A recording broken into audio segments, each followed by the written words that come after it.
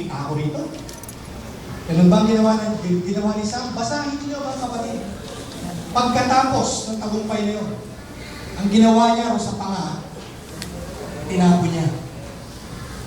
Ito ay sumisimbolo na hindi ka dapat mag-dwell doon sa mga past victories mo. Bakit? Kasi lahat ng ginagawa ng Diyos sa'yo, bago. May bago kang tagumpay sa araw na ito. Pag-uwi mo, meron kang bagong tagumpay. Don't rely on the past successes. Yan ang kaaway ng progress. Dr. Miles Monroe, sabi niya, the enemy of progress is dwelling in the past successes. Hindi ka dapat mag-dwell doon sa past success. No. Diba? No. Bakit? Jesus of God is the God of new beginning. Tingnan mo yung katabi mo, sabihin mo, meron kang bagong simula. Bagong tagumpay. Asahan mo yan, kapatid, maniwala kami, mga bagong tagumpay kang mararanasan sa buhay. Amen! Praise God! Hallelujah! Praise God! God is able. Sabihin natin, God is able. God is able. Praise God. Number 3, ate. Doon tayo mag-end. God is able. Number 8, He is able to help you. Sino naniniwala na kaya tayong tulungan ng Diyos? Kung kayong papipiliin sa palagay ninyo, sino tutulungan ng Diyos? Unang tutulungan ng Diyos? Ang mga anghel o tayo? Bakit? Ha? Sabi ng Bible, Book of Galatians, chapter 4:3. If anyone is if you belong to Christ, then you are Abraham's descendant. If you belong to Christ, kung ikaw ay na kay Kristo, ikaw ay lahi ni Abraham. So, mga kapatid, sige, tingnan natin sa Bible. Hebrews chapter 1. Chapter 2, sorry.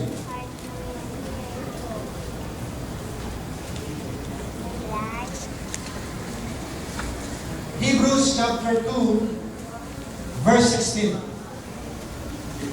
Panghawakan natin ito. Nandiyan na kayo?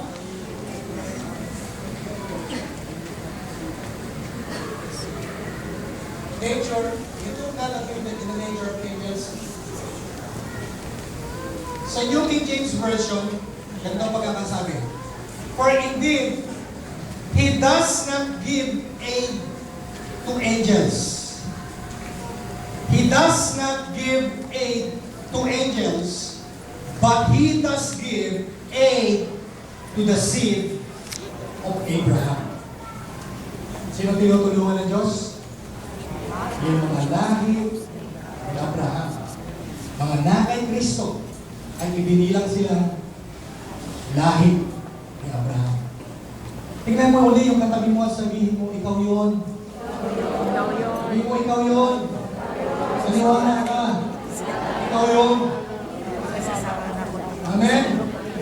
Because we are in Christ and He is able. He is able to aid us.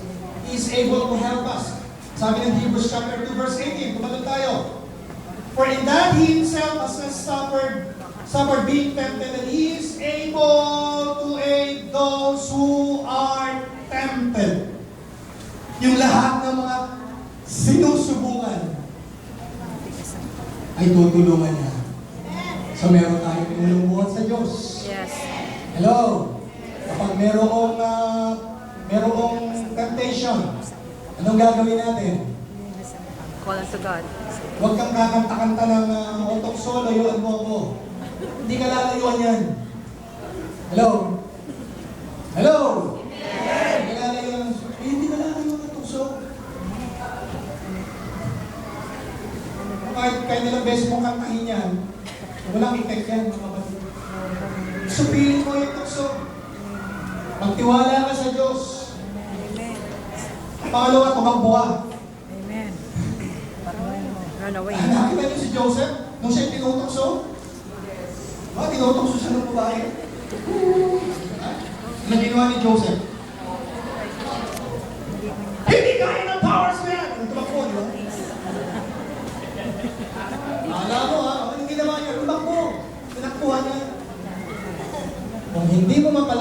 tumakbo ka.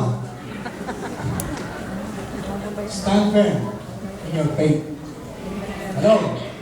Huwag mong bibitiwan, kapatid, ang iyong pananampalataya. Hawakan mo yung bagong joke. Yung bagong paa. Gamitin mo. The new fresh revelation of the grace of God. The new fresh revelation of the power of God that is in us. Use it. Use your authority. Amen. Praise God. Hallelujah. He is able to help us. Sabi natin, He is able. Jude chapter 20. Chapter 20. Jude 24. Wala pa ng chapter ng Jude.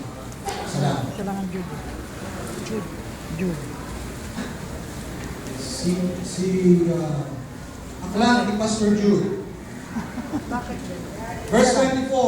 Nagsilang sinuwag ng pastor. Hallelujah. Now to Him who is able to keep you from Woo! He is able to keep you from falling and to present you faultless before the presence of His glory with exceeding joy. To God our Savior, who alone is wise, be glory and majesty, dominion and power, both now and forever. Amen. He is able to keep you from stumbling. He will keep you from falling. Sabihin natin, believe. That He is able.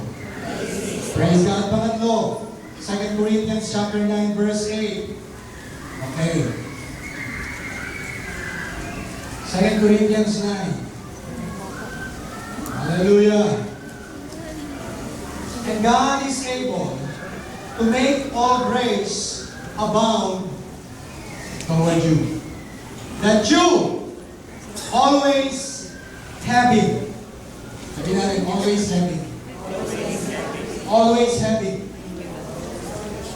Wow, ito yung grace ng Lord. Nag-a-abound sa akin. Hello? Sabi natin, God is able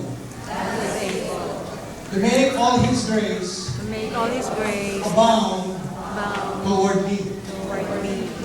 That I always having all sufficiency All sufficiency in all things may have may have an abundance for every good work.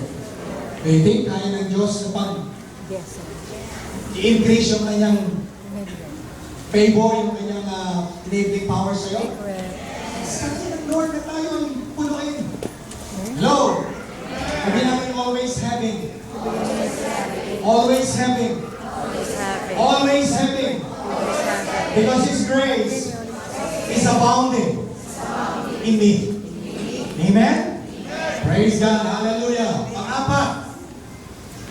Ephesians chapter 3, verse 20. We will end with this verse. Ephesians 3, verse 20. Ano sabi niya?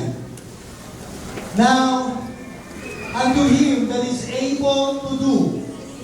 Anong kaya Exceedingly, gawin ng Diyos? more abundantly, He is able to do exceeding, what? Sabihin natin na sabay-sabay, exceedingly, abundantly, above all that we that think, we ask or think. or think. Yes, amen. According According to the power work that that worketh in us. in us. Yes, amen. Wow! Anong power na nag-work sa'yo? It is power! Amen! The ability of God na nasa atin. And what? God is able to do exceedingly, abundantly, above all, We ask or think more than that we ask or think. according to the Hindi mo power. siya kayang limitahan sa iyong Amen. kaisipan. Amen. Hindi mo siya kayang limitahan doon sa hinihingi mo. Amen. Pasigit pa dyan ang kayang gawin ng Diyos sa'yo. Amen. Hello? Amen. Yan ang kakayanan ng Diyos. Masigit. Sabihin mo sa katabi mo, ang Diyos, Ang Diyos. masigit. Sige. Masigit. Sabihin natin. Sige. Sabihin mo, ang Diyos, Ang Diyos. masigit. Sige. Kesa kay Papa. Kasi kay Papa. Kesa kay Mama. Kasi kay Mama. Si Lord, Lord. masigit. Kesa kay Darling.